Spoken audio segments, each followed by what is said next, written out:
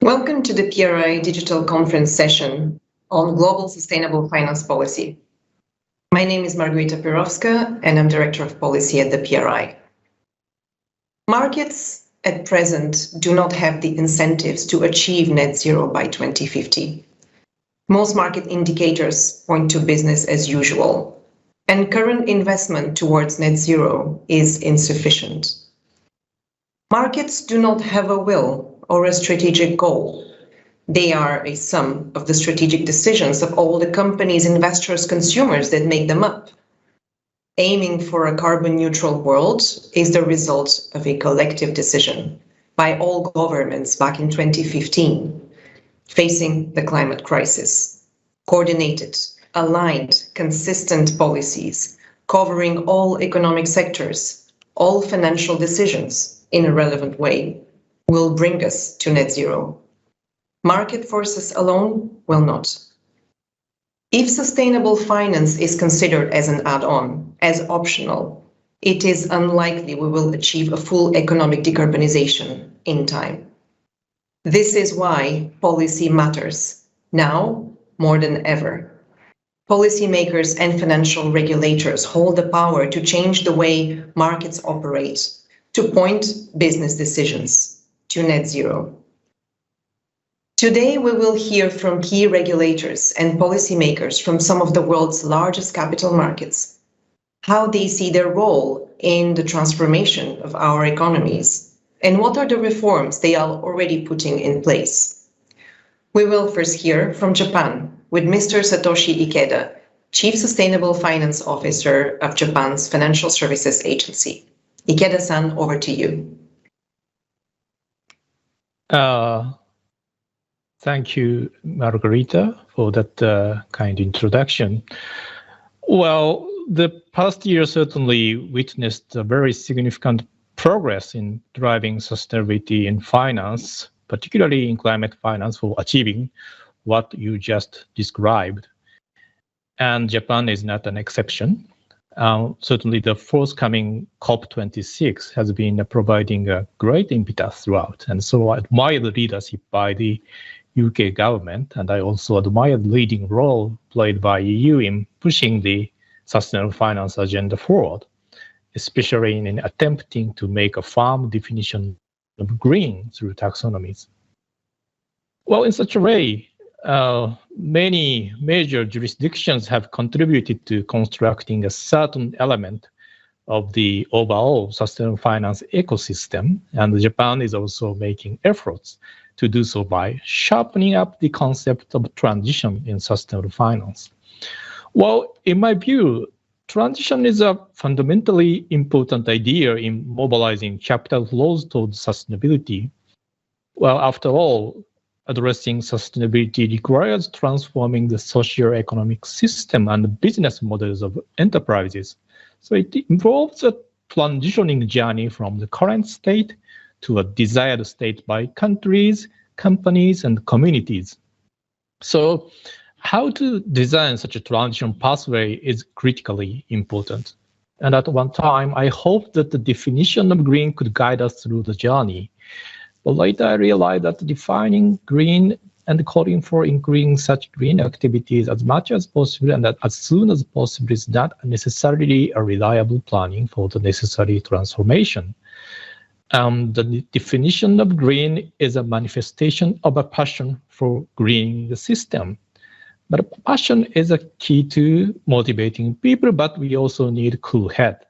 A hype for green taxonomy is legitimate, but if any guidance such taxonomies can provide us is just greening the economy as much as possible and as soon as possible, discussion on green taxonomy might just end up with a red herring, diverting our attention from more important questions. So a pitfall is, for example, like we continue to discuss whether nuclear is green or not. So what is really needed is a forward-looking and tangible guidance that helps institutional investors and other financial institutions make a professional investment and financing judgment, looking through a variety of paths towards desired future. So this is why, with a view to moving ahead for carbon neutrality, the Japanese government has developed the guidelines on transition finance and been developing technology-based roadmaps for how to abate sectors such as steel, chemicals, cement, and energy, oil, and gas. And those roadmaps are intended to be credible and science-based and set out what kind of low-carbon and zero-carbon technologies should be adopted by companies in those sectors with specified time frames of such adoption. So we plan to nurture the concept of transition finance, and from this perspective, in the climate change context, transition finance is designed to be raised to net zero finance rather than financing for transitory activities like natural gas. And to this end, TCFD-aligned disclosure of a transition plan and related metrics and targets, also technology-based roadmaps are both a key component of such transition finance. So we are eagerly pushing for these policy measures, and it will enable financing for dynamic nature of transitioning to carbon net zero with tangible and time-bound milestones of adopting low-carbon and zero-carbon technology in the journey. So in the process of developing it, we are integrating knowledge in climate science and expertise in engineering technologies, and thereby enhancing the competence of our responsible investors and financial institutions in assessing dynamic capabilities of business enterprises in adapting to and transitioning to the carbon net zero future with a certain time horizon. So I feel that this aspect of transition finance has been sometimes neglected in discussions on sustainable finance. And I believe that concept of transition finance is very much important, not only for climate change, but also for other environmental agendas like biodiversity, because we need to plan a journey to transition from the current state to a desired future even there. So our Japanese government is very much committed to doing so, and look forward to the discussion today. Thank you. Thank you very much. It is very interesting to hear this, and indeed setting the right regulatory signals to spur the innovation that we need to see down the road to support the delicate energy transition, getting from here to there, and doing this hand in hand with a broad range of market participants is indeed very important. So thank you for this, Ikeda-san. Now over to Ashley Alder, Chair of the International Organization of Security Commissions and Chief Executive Officer of the Securities and Futures Commission of Hong Kong. Ashley, you have spoken before about the need to hardwire sustainability into financial regulation, which is indeed a very accurate metaphor. So we would be willing to hear more from you about what is being done at the moment at the global level, but also your current experience in Hong Kong. Over to you. Thanks, Margarita. Let me sort of really, in the short time I have available, I think I'll concentrate on what's happening globally, and certainly the IOSCO approach to this, IOSCO being the standard setter member organization of global securities regulators. So first point to make is that this is right at the top of our priority list in terms of our sort of policy development.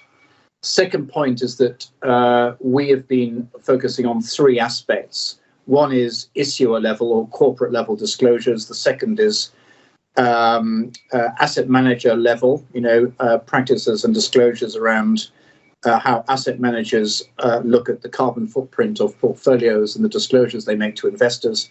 And thirdly, and very importantly, a very difficult topic, which I don't have time to touch on right now, but is to do with ESG ratings and scores and data providers. So those are the three topics. The single most important point, I think, is that we are all, I think, have concluded that all three, asset manager level, ESG ratings, and issuer level disclosures, are interrelated. And all of them rest on the bedrock of useful, in that phrase that's been used a lot, decision useful disclosure, by real economy companies. Now, of course, net zero itself is a government policy goal, I think, as you indicated at the beginning, Margherita, and as is our other sort of market-based techniques such as carbon pricing. Of course, once carbon pricing, seriously gets off the ground as something which provides a series, incentives, then of course, we as regulators would be heavily involved in ensuring that markets operate with integrity. But basically, what we do as regulators is give investors the tools they need to decide on how and where they direct capital, their own investments. And corporate reporting, real economy level reporting of greenhouse gas emissions, and also the financial risks of climate change to businesses is absolutely crucial. And this has been recognized for some time. It boils down to the cost of carbon in the corporate value chain, fundamentally. But the problem we have at the moment, and we still have this, is that reporting standards are inconsistent. There's an alphabet or soup of standards and standard setters. If you look at the great work that's been done by TCFD, it's been great work, and actually we wouldn't be where we are now without it, but their status reports still identify significant gaps to do with data, to do with metrics, to do with disclosure of corporate strategy based on assessment of risks, etc. There are lots of gaps. And one thing I should say, as regulators, we are particularly concerned about greenwashing. And greenwashing activity, as it were, or greenwashing can be unintended, but also it can be intended, quite frankly. And if greenwashing becomes an even more serious issue, it does threaten to undermine the sustainable financing project, in our view. So there are some serious issues. Now, we think that one of the most significant projects at the moment is that under the wing of IFRS Foundation to set up a new International Sustainability Standards Board. It is, as many of you will know, it is now working very, very hard on the development of TCFD and other standards into a single climate reporting standard based on a concept of enterprise value, which itself is particularly relevant to the investor community, the one which, effectively we operate to protect. And just to get a little bit into why is it that IOSCO and our membership are so focused on this project? There are a number of attributes which I think are fairly unique. The first of which is public sector oversight. So IOSCO chairs a monitoring board which currently exists in relation to and operates in relation to accounting standards set by IFRS, and it is already working in relation to the oversight of the process to produce the new standard by the to be established new Sustainability Standards Board. So oversight, really important, goes to the question of credibility of governance. The second point, which is super important, is the degree to which the existing standard setters, both in terms of the standards and also institutionally, converge or even merge into the new project. That's really important because it then reduces the noise in the system, then leads to clarity. Third point, again, very, very important. We have in IOSCO a technical experts group whose sole function is to assess the standard as it's being developed, initially the climate standard, but there will be more, to determine whether or not we would endorse that standard to our membership. That's important because basically it's a bridge from a private sector, essentially a private sector project, to the official sector, and then has implications in terms of global adoption and implications in terms of the way in which adoption is driven jurisdiction by jurisdiction at that level. And I also should mention one further important attribute, and again, crucial, is interoperability. And what that basically means is that the standards produced on a global level, which are fundamentally aimed at enabling investors to compare information globally, without comparability, you're not able to make decision useful choices. So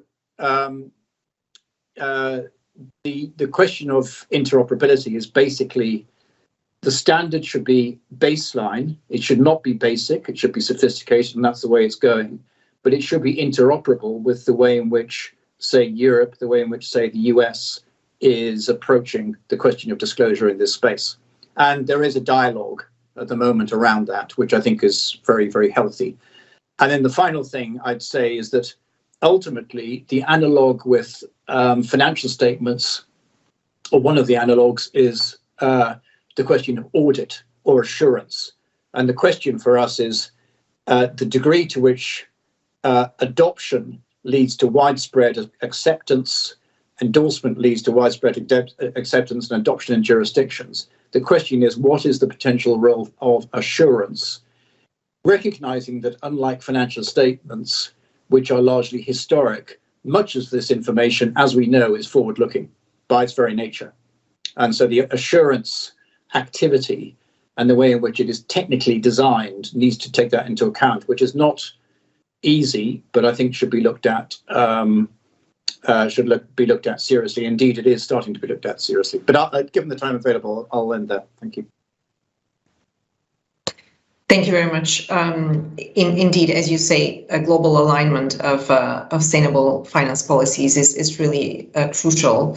It is a prerequisite for market efficiency, especially when such policies, such as the issuer's disclosures, are needed to allow for cross-market, cross-industry performance assessment on this key issue of climate change.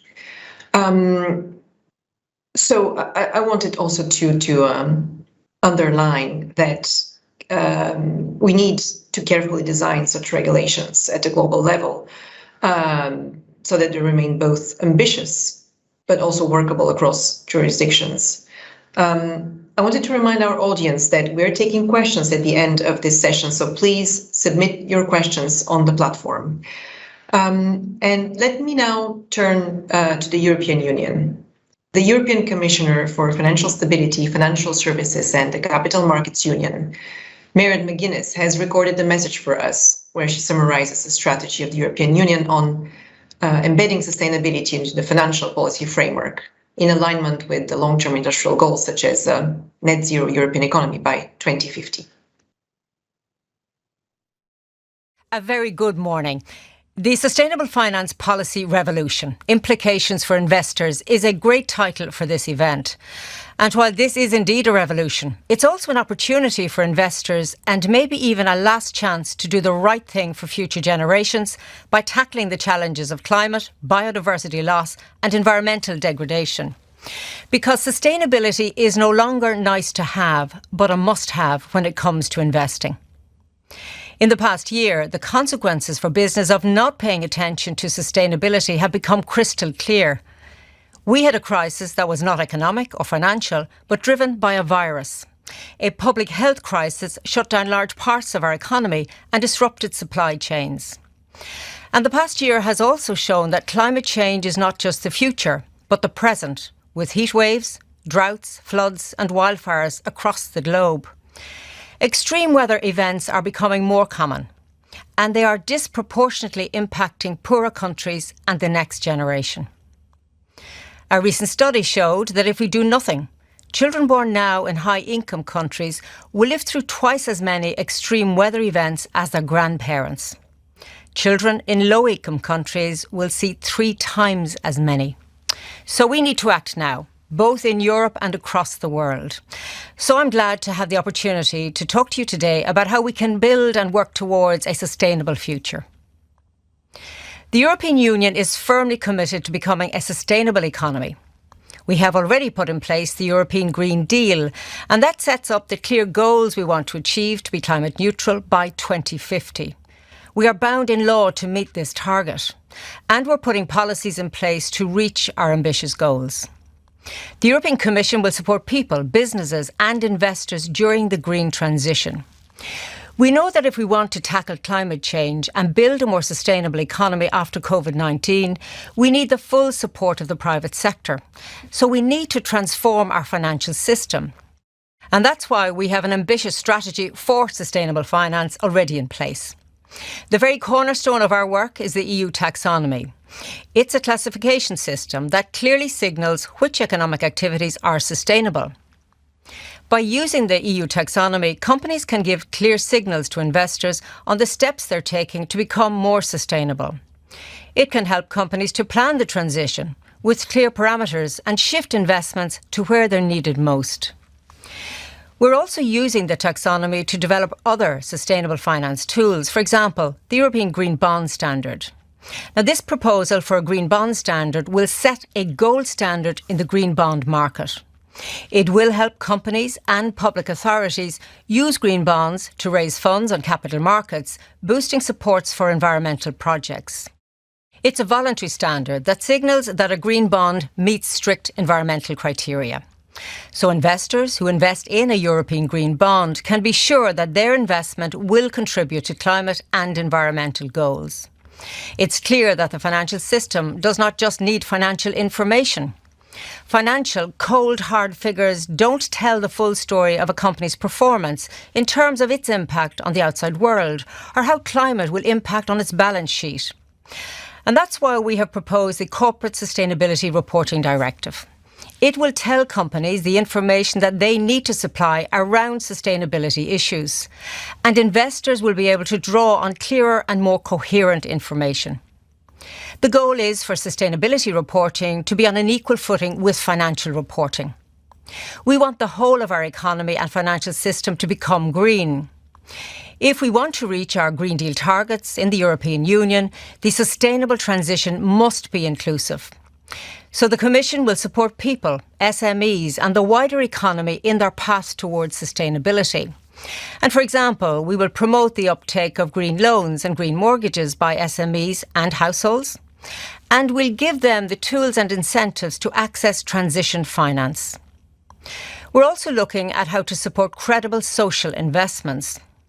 It is important to act because climate change is a risk to financial stability. Just look at the results of the European Central Bank's climate stress test this September. If we do nothing, we risk knocking 10% off European GDP. We risk a 30% rise in defaults on corporate loans to the most exposed companies. And there would be increasing physical risks to companies within the next 30 years. Regular climate stress testing by both supervisors and financial institutions is key. In the Commission, we will look at how sustainability considerations can be included in the EU Occupational Pension Investment Framework. And the Commission will also ensure that our stewardship rules in the EU reflect the new reality of our post-COVID world. We will closely monitor progress by the European financial sector towards climate and environmental goals. And we'll make sure supervisors are fit to protect investors and consumers against possible obstacles, in particular greenwashing. One thing is certain, the EU cannot tackle the climate crisis by acting alone, because climate change is a global problem. Investors operate internationally and markets are global. So that means action must be taken at the global level as well. Here, the European Union is a leader in sustainable finance, but we want to bring other countries with us. At the global level, we want to make sure that international work on sustainable finance is both coherent and ambitious. Today, we chair the International Platform on Sustainable Finance, which brings together representatives of over half the world's emissions, population and GDP. This international platform is working on a report on a common ground taxonomy to highlight the common features between different taxonomies, and that will increase coherence and encourage cross-border investment. The international platform is also making progress around sustainability-related disclosures. And we welcome that the UN Development Programme and the UN Environmental Programme Finance Initiative work as observers on the international platform. More broadly, the countdown is on for the G20 summit in Rome and COP26 in Glasgow. We will showcase the EU's approach to sustainable finance and push for an ambitious global policy framework. We are looking forward to seeing the ambitious pledges by financial institutions at the COP summit. Many of you have already committed to aligning your strategies with the goal to reach net zero emissions. We're glad to see that investors are taking their responsibility to people and the planet seriously. We must use this momentum to make real and lasting progress because there is no more time to waste. Over the past decades, we've made unreasonable demands on the natural world. In the European Union, we've set ambitious sustainability targets to change that. The changes we need to make will not be easy. We're all aware of that. But we need all parts of our society to step up if we are serious about protecting our planet for generations to come. And we need to work together globally to make that happen. So that's why events like this are so very important. The Commission welcomes the PRI's commitment to sustainable finance. And I really want to thank you for inviting me to share the EU perspectives here today. Finally, just one word of special thanks to Nathan Fabian, another speaker in this plenary session, for his work with the EU platform on sustainable finance, which allows stakeholders feed into our policies. Nathan, your leadership and commitment is very much appreciated. I wish you all the very best for the rest of the event.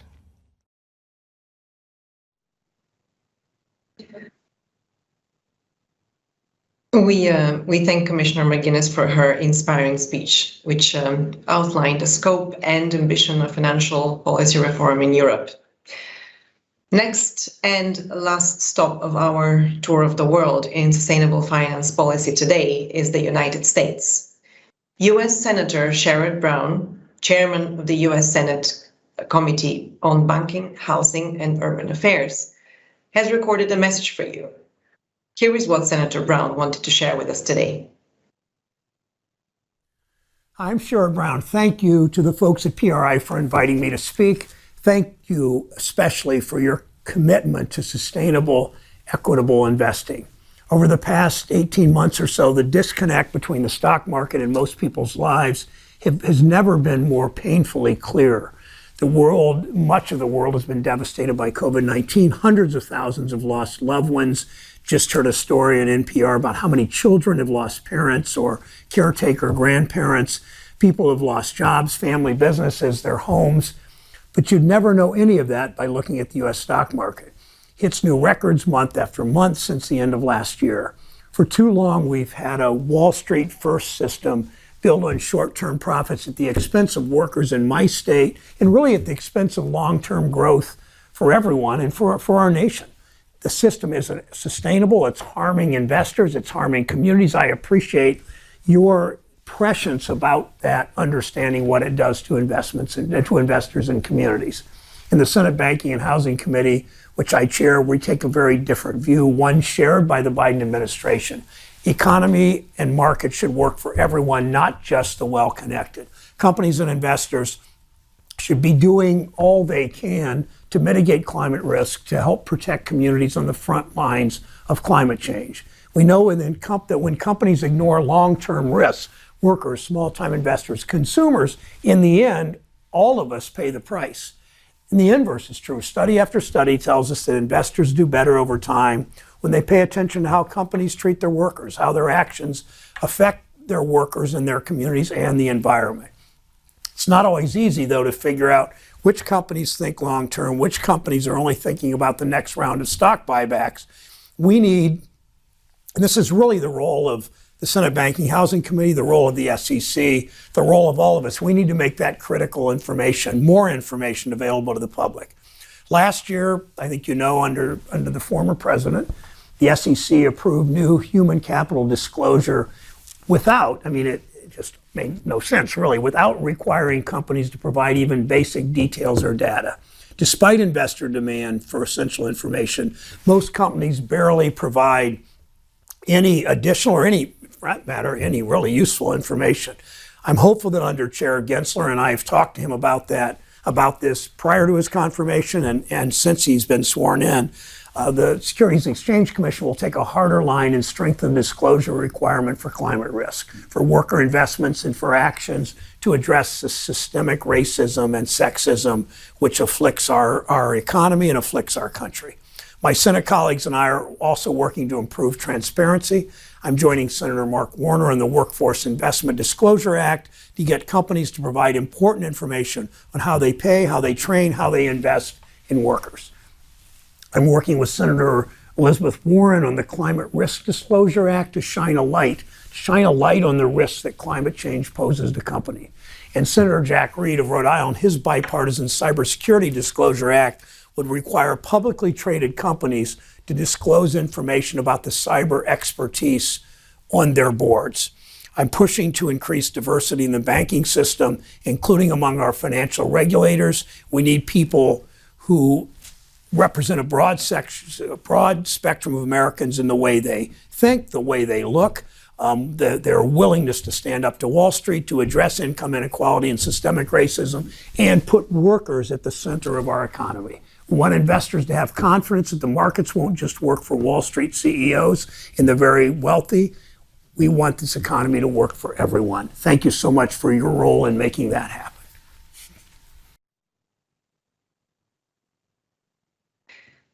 In his message, Senator Brown spoke about making finance work for the people. The purpose of finance is to fuel the real economy, which in turn serves society. Putting beneficiaries, present and future, at the center of sustainable finance policy reform is a very strong message and one that I would take away from this speech. We're getting now to the second half of our session, where we will discuss the main messages from what we have just heard from policymakers. Following that, we will also take questions from you, so please submit your questions on the platform. I would like now to invite Nathan Fabian, Chief Responsible Investment Officer of the PRI, to be our discussant and provide a short comment on the 4 speeches we have just heard, and follow up with questions for our live speakers today, Satoshi Ikeda and Ashley Alder.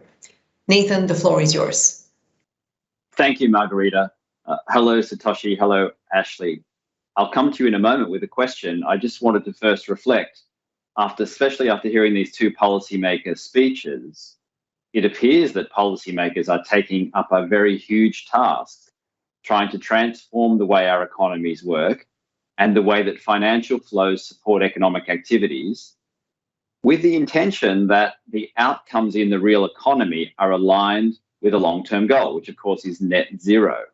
So it appears that policymakers are making up their minds that the actions of private finance will influence whether or not we maintain a safe climate. Some of Commissioner McGuinness's words were striking. We've been making unreasonable demands on the natural world. EU is bound in law to meet 2050 climate goal. We need the full support of the private sector. We want to bring other countries with us. We welcome the commitments of private investors. I mean, this is a very clear message. And of course, the EU reform has been comprehensive, multiple reforms in financial regulation. Senator Brown gave a very interesting and similar message. Of course, not quite the same regulatory framework unfolding in the US as in the EU, but the intention and direction of travel seems quite similar. And of course, just last week, we saw the White House published a climate-related financial risk executive order, which included a roadmap to build a climate-resilient economy, and it included a climate risk accountability framework for finance. It had 6 principles, coincidentally, and much of them were for public finance, but 2 of them were directly targeting private finance, promoting the resilience of US financial system to climate-related financial risks and protecting life savings and pensions from climate-related financial risks. So there's a clear direction here from policymakers. And we need to reflect, what are the policymakers trying to have us in financial markets do? Well, they appear to be trying to ensure we are prepared for the financial implications of transition, because the transition may have some volatility. There may be changes in asset valuations. there may be repricing that is more than the implied carbon pricing today, for example, on climate.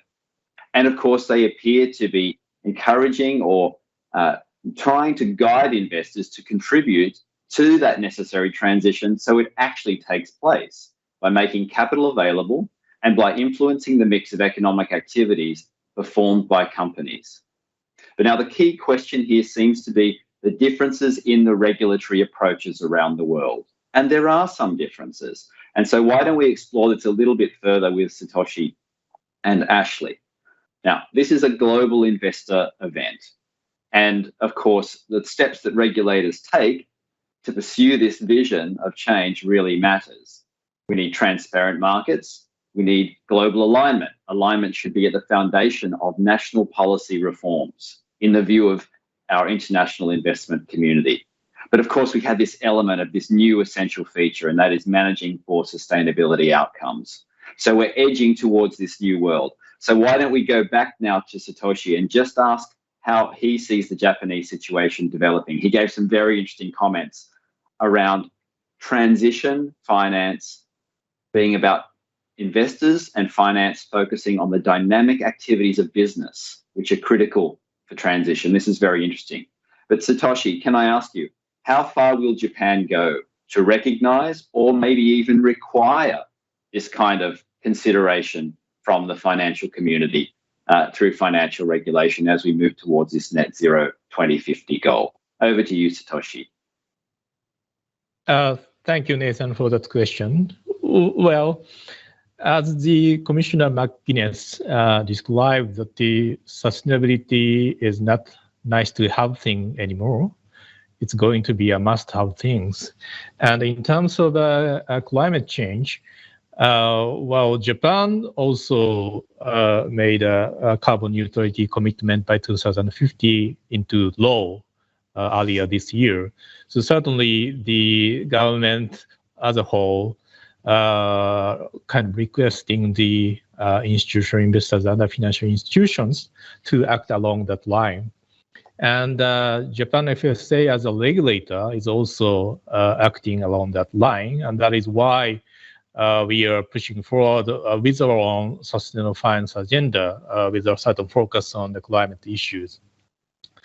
In implementing those agendas, I feel that the persuasion in terms of whether to do is any more valid in the sense that people in the financial communities in Japan, I believe, recognizing the need for act for carbon neutrality, but they are somehow bewildered by the enormous task ahead and want to know how to do it.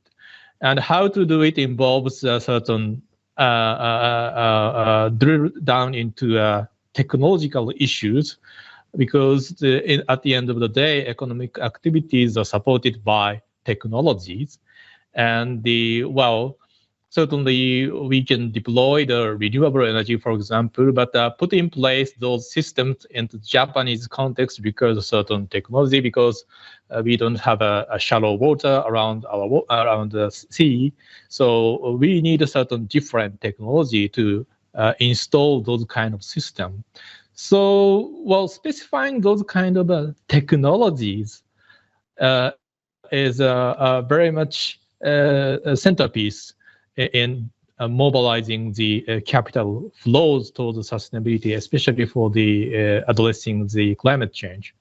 So that is why we made a transition finance a very key policy measure in driving that action by institutional investors and financial institutions. Of course, that we laid out a certain basic things like making TCFD disclosure mandatory for a certain companies, and also issuing a certain guidance for financial institution to engage with the investee and the borrowing companies to make a certain decarbonizing effort. So all those kind of things are laid out, but at the end of the day, we need a new technology and or deploying a best available technology for decarbonizing future. So wow, our focus is on that. Thank you. Satoshi, thank you. That's very interesting. Can I just quickly follow up?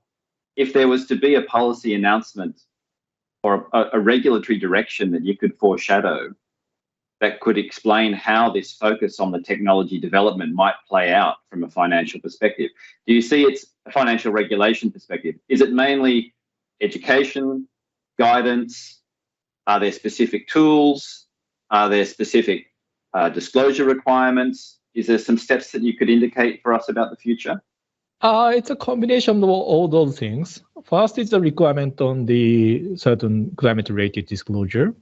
Also the guidance, transition finance guidance already developed.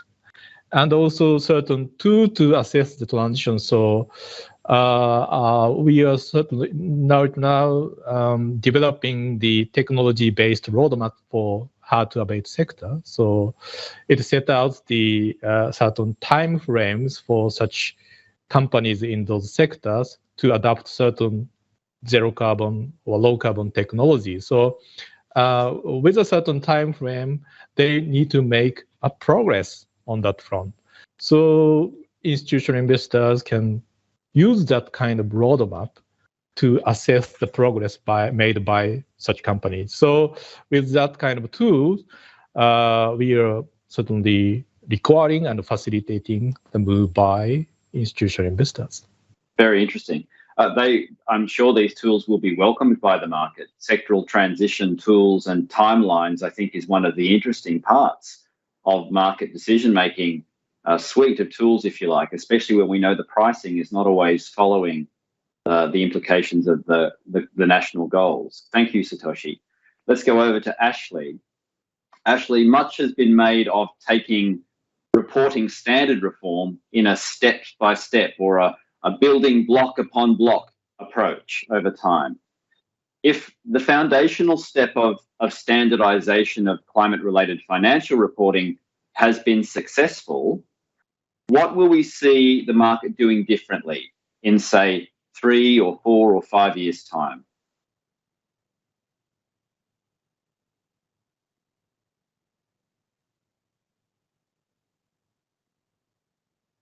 I was muted there.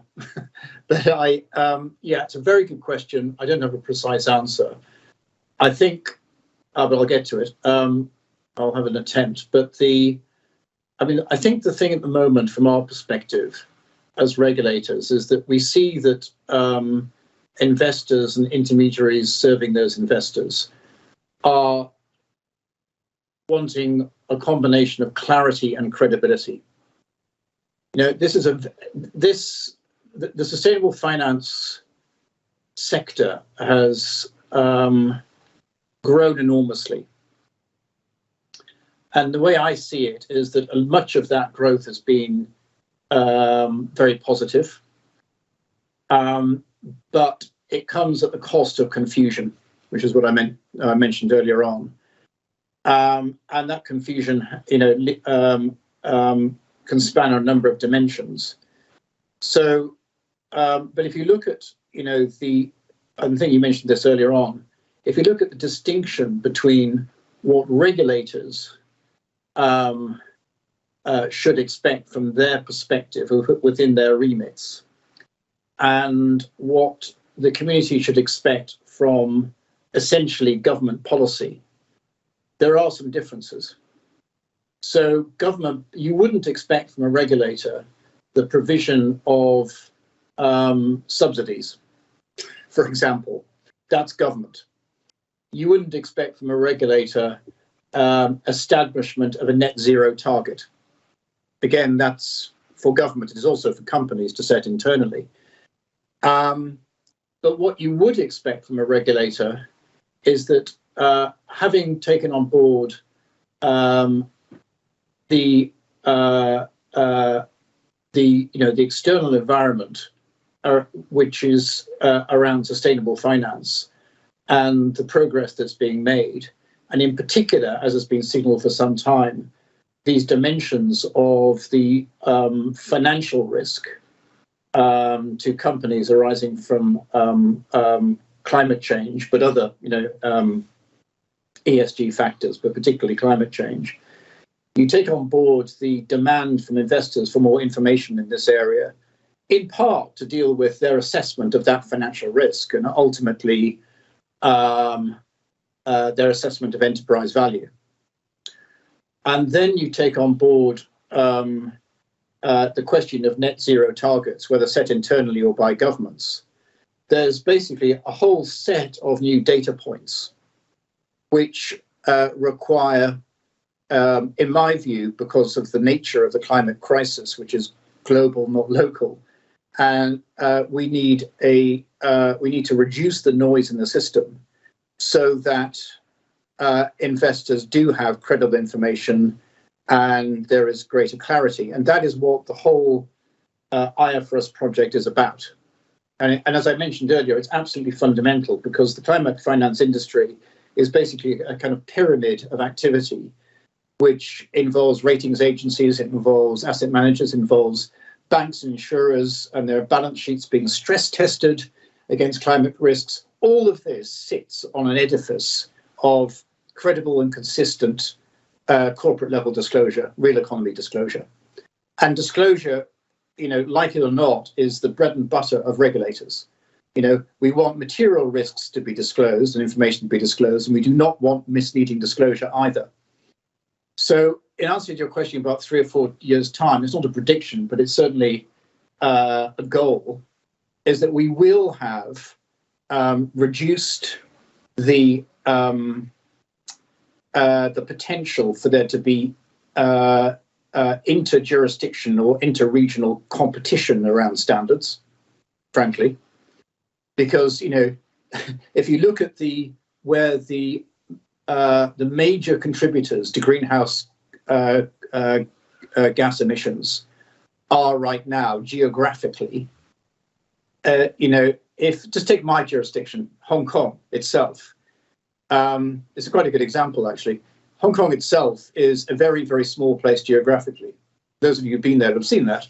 So even if Hong Kong completely fixes its emissions footprint, not even net zero, but zero, say, it wouldn't be a drop in the ocean globally. It wouldn't move the dial. Actually, our financial market footprint is absolutely enormous because we have a very significant market capitalization consisting mainly now of mainland China businesses, in which international investors interact with those businesses by investing in them through our stock market. And it is one of the most largest and active stock markets in the world because of the interest in China's future, etc. So if you look at that dimension, you look at those investors, they're also investing elsewhere. They are not able, unless there's a significant convergence of standards, they will not be able to compare the disclosures made potentially in future by those companies listed in Hong Kong with those companies listed in Europe or in the US if the standards differ too much. And that fragmentation, in my view, can undermine the whole project because without the corporate level information, you don't really get anywhere. So that is why we're placing so much emphasis on this IFRS project, in which IOSCO is very heavily involved. And I kind of went through earlier the dimensions in which we're involved, but it is very close. In fact, it's almost daily. In fact, it is daily at the moment, and at my level and other levels as well. So I think that's what we're trying to do. This question of where does government policy end and regulatory competence begin, I think is quite an important one. Yeah, because we should not confuse that. But I'm happy to discuss that. I think it is important. I'm going to pass back to Margarita just to bring in audience questions. But thanks for drawing out the distinction, as you say, between policy making and regulation. I thought it was interesting that you said transparency on claims made. I thought I heard you say even around things like target setting. was an important part of the overall project. Yep. And it'd be interesting to hear more in future, all through the next 10-minute segment, around how far accounting standards might take us down that path. I think that's very interesting. And when you link that idea to avoiding competition jurisdictionally or managing that competition jurisdictionally, that seems to be one of the obvious areas where there may be some differences in ambition around how much target setting and fulfilling targets and what those targets should be. That seems to be one of the interesting areas where there may be some differences of view. But thanks for your thoughtful answer. I'll pass over to Margarita to pick up the audience part. Thank you all. And indeed, we have a question from the audience that is linked to outcomes. And I think the question is for you, Ashley. So the question says that it seems that the IFRS Foundation output is still very focused on an accounting view and not based on double materiality, leading it potentially to miss out key elements of climate risk impacts and outcomes. So would you like to share your views on that? Yeah, actually, I think this is referring to a conversation that has been happening over the last few months, but I think there's less to this than meets the eye, in fact. So the question posed is really this, frankly.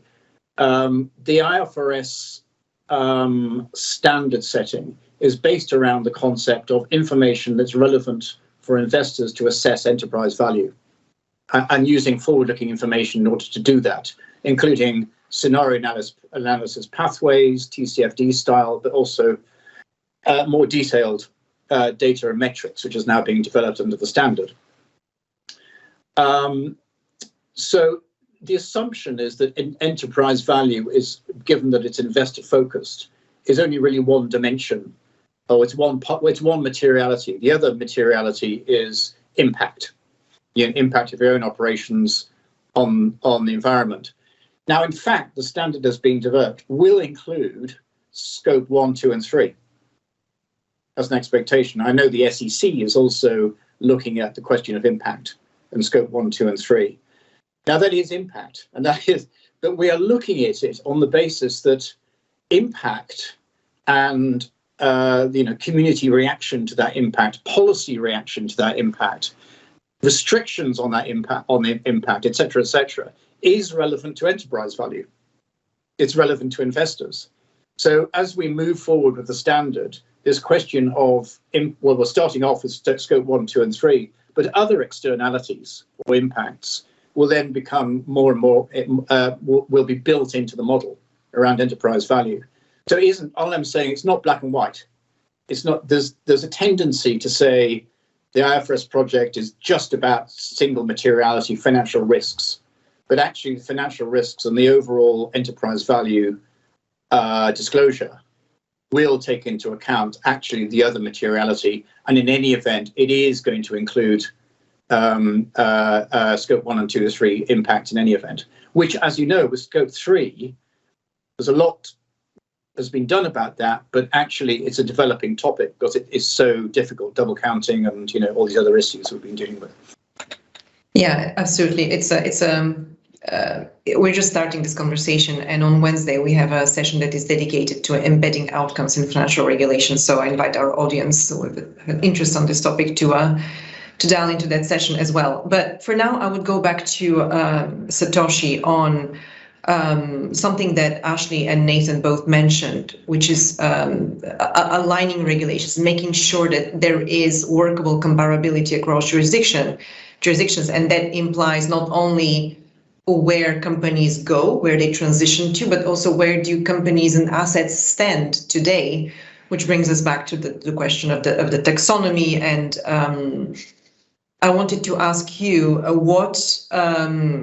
how do you see this alignment of the policy reforms led in Japan and elsewhere to allow investors to see not only where companies are going, but also where they stand today, looking towards this 2050 net zero goal, and how much of that is aligned with the 2050 goal and how much is not?